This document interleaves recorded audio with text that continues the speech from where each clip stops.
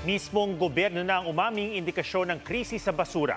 Ang tumambad na maladagat na basura sa Navotas at Parañaque matapos ang ulang dala ng habagat. May report si Rafi Tima.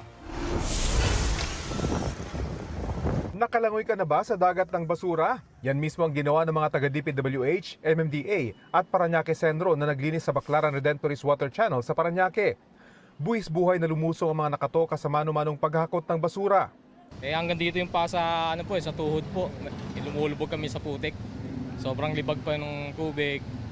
Tapos maraming debris na tumutusok. May iniinom naman daw silang doxycycline para iwas leptospirosis.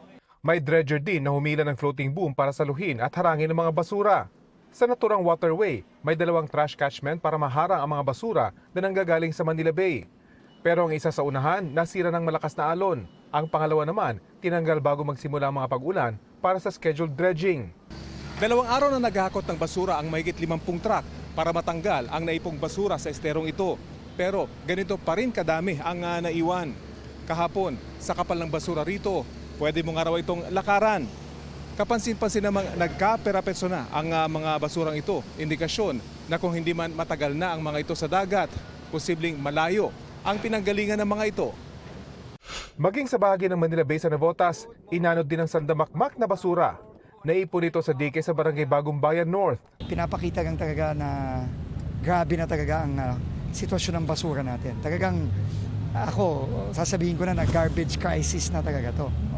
Ang laking pinsala ang nangyayari kapag yung basura natin ay hindi maganda ang pagtapon at kung saan-saan na lang linalagay.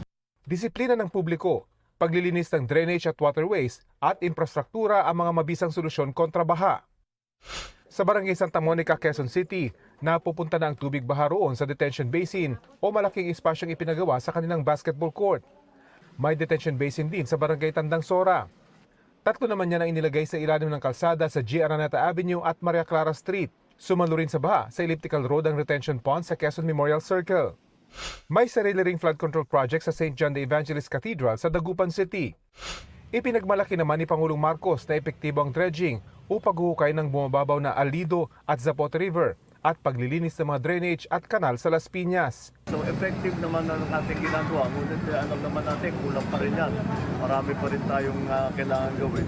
Rafi Tima, GMA News.